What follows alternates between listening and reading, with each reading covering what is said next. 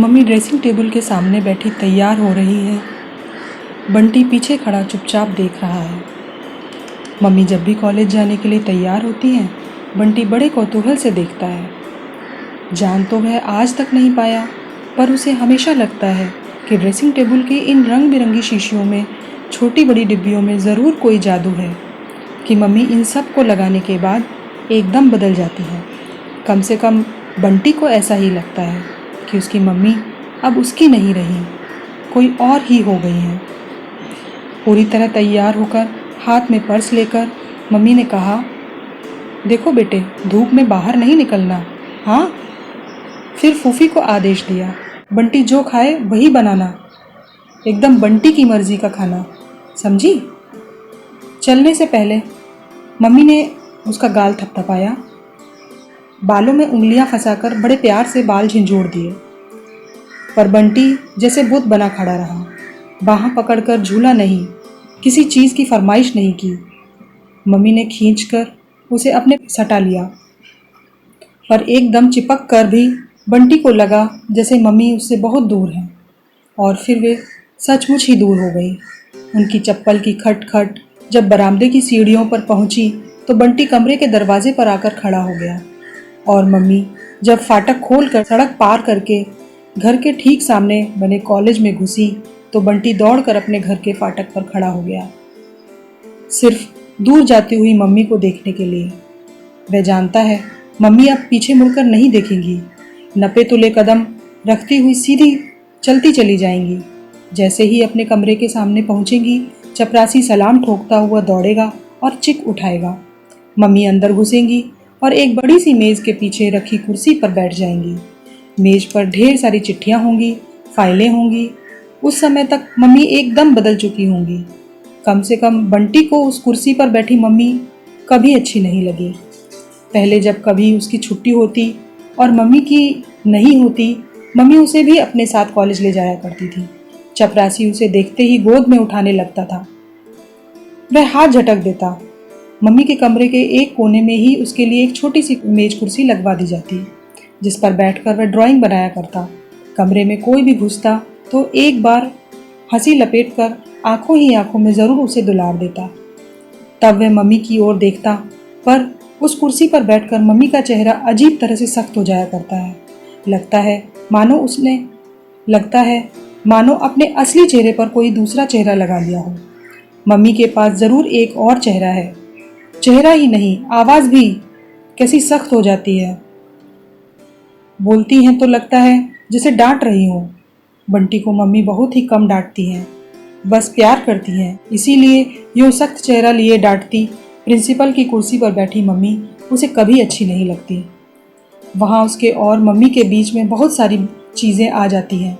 Mummy का नकली चेहरा, कॉलेज की बड़ी सी बिल्डिंग, कॉलेज की ढेर सारी लड़कियाँ, कॉलेज के ढेर सारे काम, थोड़ी थोड़ी देर में बजने वाले घंटे, घंटा बजाने पर होने वाली हलचल, इन सब के एक सिरे पर वह रहता है चुपचाप, सहमा सा, और दूसरे पर मम्मी रहती हैं, किसी को आदेश देती हुई, किसी के साथ सलाह मशवरा करती हुई, किसी को डांटती हुई। और इसीलिए उसने कॉलेज जाना छोड़ दिया। वहाँ किसके पास जाए? मम्मी तो वहाँ रहती नहीं, रहती हैं बस एक प्रिंसिपल, जिनके चारों ओर बहुत सारे काम, बहुत सारे लोग रहते हैं। नहीं रहता है तो केवल बंटी। थोड़ी देर तक बंटी गेट पर खड़े खड़े आने जाने वाले लोगों को ही देखता रहा। फिर लोहे के फाटक पर झूलने लगा। सामने से दो लड़के साइकिल पर बातें करते हुए गुजर गए तो उसने सोचा थोड़ा और बड़ा हो जाएगा तो वह भी दो पहिए की साइकिल खरीदेगा। वह जानता है मम्मी उसे कभी बाहर निकलकर साइकिल नहीं चलाने देंगी। जाने क्यों हमेशा उन्हें यही डर लगा रहता है कि वह बाहर निकला और एक्सीडेंट हुआ। वह ज़रूर बाहर चलाएगा। पुलिया पर जब बिना पेडल मारे ही फर्राटे से साइकिल उतरती है तो कैसा मज़ा आता होगा। उसके बाद आंखों के सामने वे बड़े बड़े मैदान तैर गए जो स्कूल जाते समय बस में से दूर दूर दिखाई देते हैं। मैदान के दूसरे सिरे पर बनी हुई पहाड़ियाँ, जिनके पीछे से सूरज निकलता, डूबता और दिन और रात करता है। कौन जाने उन पहाड़ियों की तलहटी में कोई साधु बैठा हो जिसके पास जादू की खड़ाऊं हो, जादू का कमंडल हो। एक बार जाकर जरूर देखना चाहिए, पर जाए कैसे? साइकिल मिलने से जाया जा सकता है। बस किसी को बताए नहीं और चलता जाए। चलता चला जाए तो पहुंच ही सकता है, पर मम्मी को मालूम पड़ जाए तो बाप रे, मम्मी उसे बहुत ज़्यादा घर से बाहर नहीं जाने देती हैं। पर मम्मी को पता ही नहीं चल पाता है कि पलंग पर उनकी बगल में लेटे लेटे वह उन साधुओं की तलाश में कहाँ कहाँ घूमता है, अनदेखे अनजाने पहाड़ों में, जंगलों में, घाटियों में। अब छुट्टी के दिन समझ ही नहीं आता वह क्या करे। एक बार यूं ही बगीचे का चक्कर लगाया। मोगरे खूब महके हुए थे। एक एक पौधे को उसने खूब प्यार से छुआ, फिर गिन कर देखा कितनी नई कलियां खिली हैं। हर एक पौधे की फूल पत्तियों का हिसाब किताब है उसके पास। एक दो पौधे की पत्तियां गंदी लगी तो जल्दी से पाइप लेकर उनको धोया, कुछ इस ढंग से जैसे मम्मी सवेरे सवेरे उसका मुंह धुलाती हैं। बस हो गए साफ, चलो अब हवा में झूलो। भीतर आया तो कमरे में घुसते ही नजर ड्रेसिंग टेबल पर गई। वही रंग बिरंगी शीशियां और मम्मी का वही सख्त चेहरा याद आ गया, रूखा रूखा और एकदम बदला हुआ। कैसे बदल जाता है चेहरा, और तब न जाने कितनी बातें एक साथ दिमाग में घुमाने लगी। तुम यहाँ खड़े खड़े क्या कर रहे हो बंटी भैया, चलकर नहा क्यों नहीं लेते? हाथ में झाड़ू लिए लिए फूफी घुसी तो बंटी ने झाड़ू छीन लिया और उसके हाथ पर झूलता हुआ बोला, फूफी वह कहानी सुनाओ तो सोनल रानी की, जो सचमुच में डायन थी और रानी बनकर रहती थी। लो और सुनो, यह कहानी कहने सुनने का वक्त है। काम सारा पड़ा है और तुम्हें कहानी सूझ रही है। कहानी रात में सुनी जाती है, दिन में नहीं। नहीं, मैं अभी सुनूंगा, कोई काम वाम नहीं। फिर आंखों में जाने कितना कौतूहल भरकर पूछा, अच्छा फूफी, वह डायन से रानी कैसे बन जाती थी? उसके पास जादू था? और क्या, तो डायन थी, सारे जादू बस में कर रखे थे, बस जो चाहती बन जाती, मन होता वैसा भेस धर लेती। क्यों फूफी, आदमी भी चाहे तो ऐसा कर सकता है? कैसे कर लेगा आदमी? आदमी के बस में क्या जादू होता है? तुमने डायन देखी है फूफी? कैसी होती होगी? जब आदमी के वेश में होती होगी तब तो कोई पहचान भी नहीं सकता होगा। बंटी की आंखों में जाने कैसे कैसे चित्र तैरने लगे। अरे, हमने नहीं देखी कोई डायन वायन, तुम चलकर नहा लो। नहीं, अभी नहीं नहाता। और बंटी पीछे के आंगन में आया तो झमझम करती सोनल रानी भी साथ आ गई। 7 मंजिले महल में रहने वाली 700 दास दासियों से घिरी सोनल रानी। ऐसा रूप कि न लोगों ने देखा न सुना। राजा तो जैसे प्राण देते, कोई भला देखता भी कैसे? वह रूप क्या कोई आदमी का था? वह तो डायन का जादू था। फिर धीरे धीरे कहानी की एक पूरी की पूरी दुनिया खुलती चली जाती। भेड़ बनाकर रखे हुए राजकुमार, मैना बनाकर रखी हुई राजकुमारी, ऐसा कुछ होता जरूर है जिससे आदमी भेष बदल लेता है। बंटी फिर भीतर गया, चुपचाप ड्रेसिंग टेबल के पास जाकर शीशियों को उठा उठा कर देखने लगा। एक दिन मन हुआ अपने मुंह पर भी लगाकर देखे, क्या उसका चेहरा भी मम्मी की तरह बदल जाएगा? यह क्या, फिर तुम ड्रेसिंग टेबल पर पहुंच गए? फूफी खड़ी हंस रही थी। बंटी एकदम सकपका गया। हम कहते हैं यही शौक रहे तुम्हारे तो बड़े होकर तुम जरूर लड़की बन जाओगे। मारूंगा मैं फिर वही गंदी बात कही तो। बंटी हाथ उठाकर अपनी जेब गुस्से में छिपाने लगा। फूफी भी अजब है, मम्मी कभी प्यार करते हुए उसे गोद में बिठा लेंगी या अपने साथ लिटाकर कहानी सुनाएंगी तो हमेशा उसे ऐसे ही चिढ़ाएंगी। तुम अभी तक माँ की गोद में चिपक कर बैठते हो। छी छी, तुम तो एकदम लड़की हो बंटी भैया। देख लो मम्मी, ये फूफी। पर मम्मी है कि फूफी को कुछ नहीं कहती, बस हंसती रहती हैं, क्योंकि उस समय घर में जो रहती हैं मम्मी, वह भी एकदम मम्मी बनी हुई। कॉलेज में हो तो पता लगे इस फूफी को, ऐसी घुड़की मिले कि सारा चिढ़ाना भूल जाए। मेरा तो बेटा भी यही है और बेटी भी यही है। हंसती हुई मम्मी उसे अपने से और ज़्यादा सटा लेती है।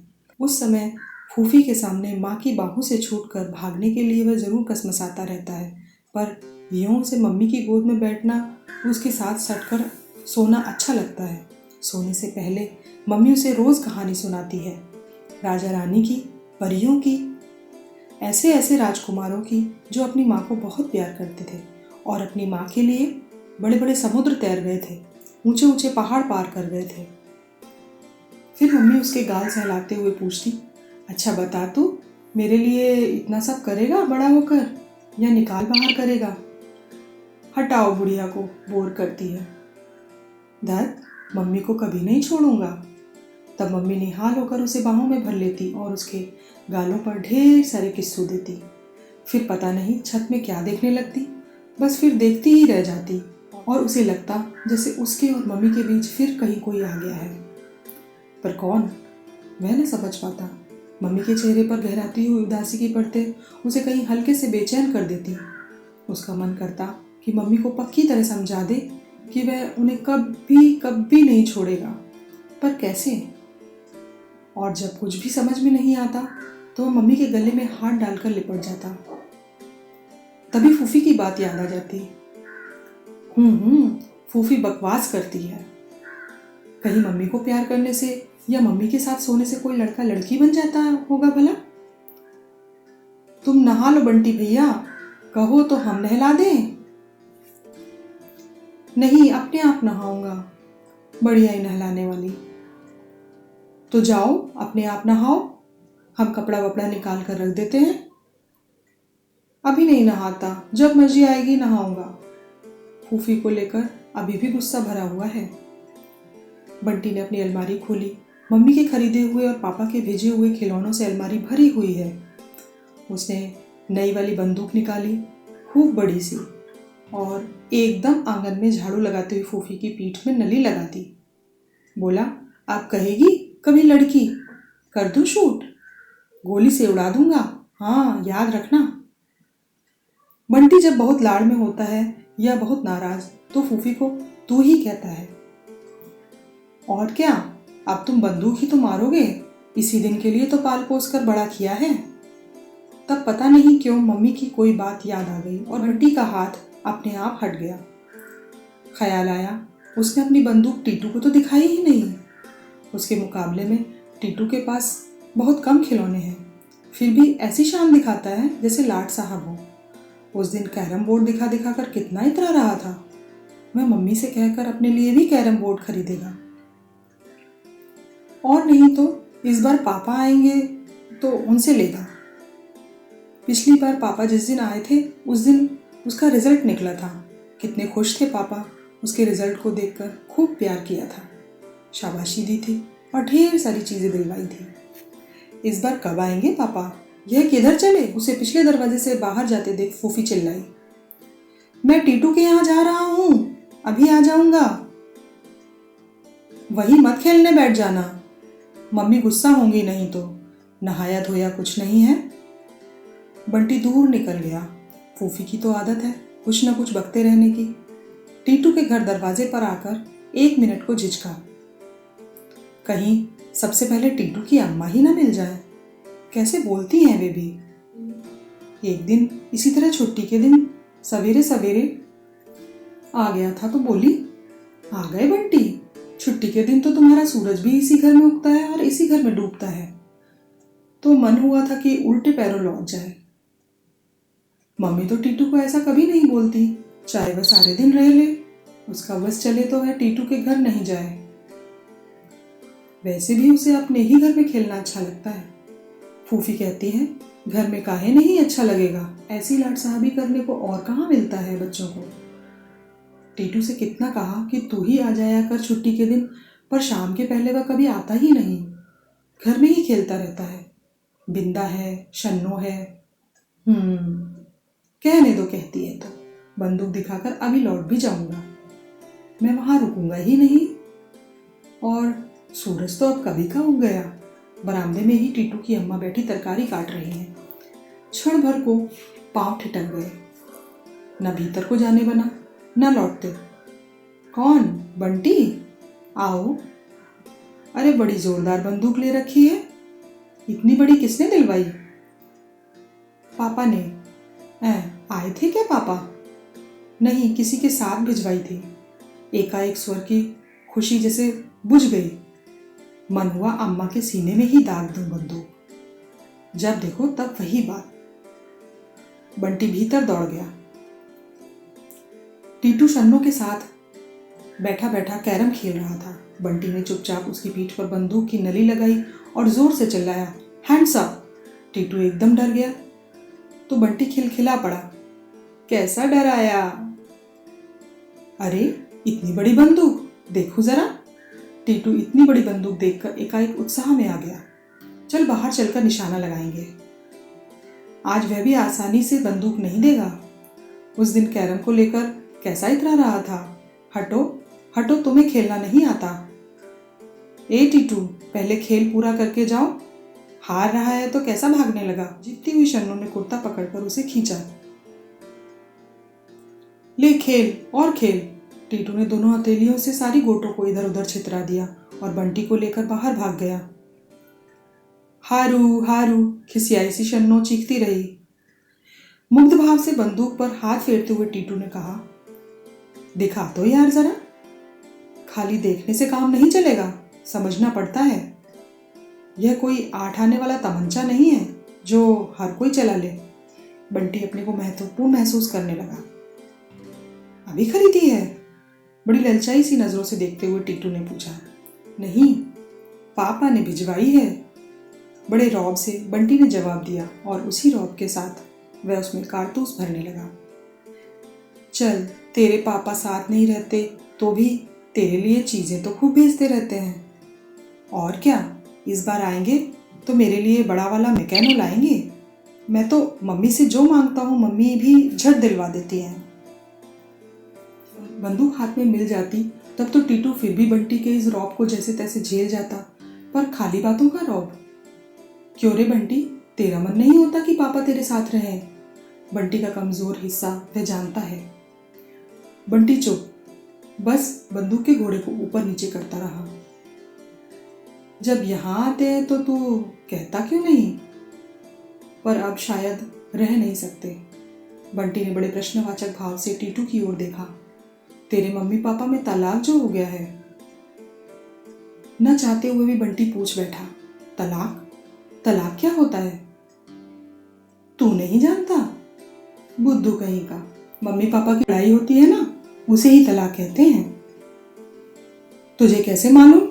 मेरी अम्मा बता रही थी, पापा बता रहे थे। बंटी तब भीतर ही भीतर कहीं अपमानित हो आया। ठाए ठाए, वह हवा में बंदूक दागने लगा और टीटू को अपनी बंदूक से पूरी तरह चकित करके बिना एक बार भी उसे चलाने का अवसर दिए वापस लौट आया। मन में जाने कैसा गुस्सा उफन रहा था। उसके मम्मी पापा की बात उसे नहीं मालूम और टीटू को मालूम। पापा साथ नहीं रहते तो क्या हुआ, वह तो हमेशा से ही मम्मी के पास रहता है। उसकी मम्मी कोई ऐसी वैसी है? कॉलेज की प्रिंसिपल है, आते जाते लोग उन्हें सलाम ठोकते हैं। करेगा कोई ऐसा सलाम उनकी अम्मा को? और पापा पास नहीं रहते तो क्या हुआ, उसे प्यार तो खूब करते हैं। टीटू के पापा तो जब देखो तब उसे डांटते ही रहते हैं। उस दिन उसके सामने ही ऐसा कान उमेठा था कि पैं बोल गई, सारा चेहरा सुर्ख हो आया। अच्छा है, पापा के साथ रहो, डांट खाओ, पिटो और कान खिंचवाओ, पर मम्मी को तो ऐसा नहीं करना चाहिए ना। मम्मी उसे पापा की बात बताती क्यों नहीं है? कितनी ही बार उसने मम्मी से यह बात करनी चाहिए, पर जब भी वह ऐसी बात करता है मम्मी का चेहरा जाने कैसा कैसा हो जाता है। उसे डर सा लगने लगता है, फिर उससे कुछ भी नहीं पूछा जाता। इस बार पापा आएंगे तो वह पापा से पूछेगा कि वे दोनों दोस्ती क्यों नहीं कर लेते। पापा तो उसकी बात बहुत मानते हैं, जहाँ कहता है वहीं घुमाने ले जाते हैं, जो मांगता है वही दिला देते हैं। यह बात नहीं मानेंगे। अब तो वह बड़ा हो गया है, पापा को समझा सकता है। पर मम्मी पापा की लड़ाई क्यों हुई? मम्मी कभी पापा की बात नहीं करती। पापा आते हैं तो सर्किट हाउस में ठहरते हैं, मम्मी को बुलाते भी नहीं, मम्मी की बात भी नहीं करते। क्या इतने बड़े बड़े लोग भी लड़ते हैं? ऐसी लड़ाई जिसमें कभी दोस्ती ही ना हो। क्या मम्मी को पापा की याद नहीं आती होगी? शाम को मम्मी लॉन में पलंग डालकर लेटी हैं। मौसम में हल्की सी ठंडक है, पर फिर भी बाहर खूब अच्छा लग रहा है। मम्मी की छाती पर एक खुली हुई किताब उल्टी रखी है। आसमान में जाने क्या देख रही हैं मम्मी।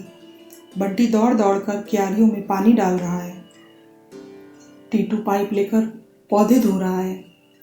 धुलकर पत्तियां कैसी चटकीली हो उठती हैं। रात रानी की महक धीरे धीरे चारों ओर फैलने लगी है।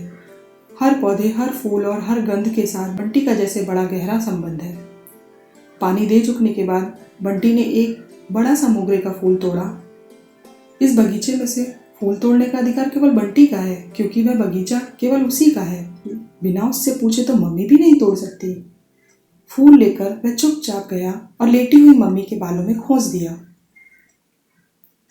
मम्मी बड़ा मीठा सा मुस्कुराई और पकड़कर उसे अपने पास खींच लिया। लाड़ कर रहा है मम्मी का, और बैठकर फूल को ठीक से पीछे की ओर लगा लिया। इस समय मम्मी कितनी अच्छी लग रही है। वैसे तो शाम के समय मम्मी बिल्कुल उसकी अपनी सी हो जाती हैं। बालों की खूब ढीली ढीली चोटी और चेहरा भी एकदम मुलायम सा। कोई तनाव नहीं, कोई सख्ती नहीं। हमेशा ही इस समय बंटी को मम्मी बहुत अच्छी लगती है, बहुत सुंदर भी। कभी कभी वह मम्मी की नज़र बचाकर एकटक मम्मी को देखता रहता है। मम्मी की ठोड़ी का तेल उसे बहुत अच्छा लगता है। रात में पास लेटता है तो अक्सर उस पर धीरे धीरे उंगली फिराता रहता है। उसे आज भी याद है, पहली बार जब उसने ऐसा किया था तो मम्मी जैसे चौंक गई थी। एकदम उसका हाथ हटा दिया था और बड़ी देर तक उसके चेहरे पर जाने क्या देखती रही थी, अजीब अजीब नज़रों से। फिर एक गहरी सांस छोड़कर वे छत की ओर देखने लगी थी। उनका चेहरा न जाने क्यों बड़ा उदास और बेजान हो गया था। वह जैसे भीतर ही भीतर सहम गया था। उसकी समझ में नहीं आया कि आखिर उसने ऐसा क्या कर दिया जो मम्मी इतना उदास हो गई, और उसने तय कर लिया कि अब वह कभी तिल पर हाथ नहीं रखेगा। पर 3-4 दिन बाद मम्मी ने खुद ही उसकी उंगली लेकर तिल पर रख दी। फिर मुझे अच्छा लगता है, और हंसने लगी। मम्मी भी सचमुच अजीब है, इन्हें कभी कभी कुछ हो जाता है। आज रात में तिल पर उंगली फेर फेर कर ही बात करेगा, पापा वाली बात। अब वह सब समझता है। हिस्ट्री में रामायण महाभारत की लड़ाई की बात समझ ली, मम्मी पापा की लड़ाई की बात नहीं समझ सकता। मम्मी बताएं तो टीटू के अम्मा पापा उसे सब बता सकते हैं, और मम्मी उसे नहीं बता सकती। सवेरे की कचोट जैसे फिर ताज़ी हो गई। टीटू को दिखाते हुए बंटी मम्मी के गले में झूम गया। लो देख लो मम्मी कैसा दुलार करती है मेरा। तुम झूमो तो जरा अपनी अम्मा के गले में, न झटक कर अलग कर दे तो। न रहे पापा उसके पास, उससे क्या, मम्मी अकेले जितना प्यार करती हैं उसे, तुम्हारे अम्मा पापा मिलकर भी उतना प्यार नहीं कर सकते। और उसकी आंखों के सामने खटिया पर नंगे बदन बैठे, कभी खांसते तो कभी पेट पर हाथ फेरते टीटू के पापा और हल्दी के दागों से भरी साड़ी पहने अम्मा घूम गई। तब मन एक गर्वयुक्त तृप्ति से भर गया। हुलस कर उसने कहा, मम्मी आज बहुत बहुत लंबी वाली कहानी सुनाओ। कहानी चल रही है 7 भाई चंपा की। सौतेली माँ ने कैसे 7 लड़कों को मरवा कर गड़वा दिया। जहाँ जहाँ बच्चे गाड़े गए वहाँ वहाँ चंपा का एक एक पेड़ उगाया। सौतेली माँ बहुत बुरी होती है मम्मी। हाँ और नहीं तो क्या, मार कर गड़वा देती है। बच्चों के पापा ने क्यों नहीं कुछ कहा, सौतेली माँ ने उन्हें पता ही नहीं लगने दिया। ऐसा भी कहीं हो सकता है।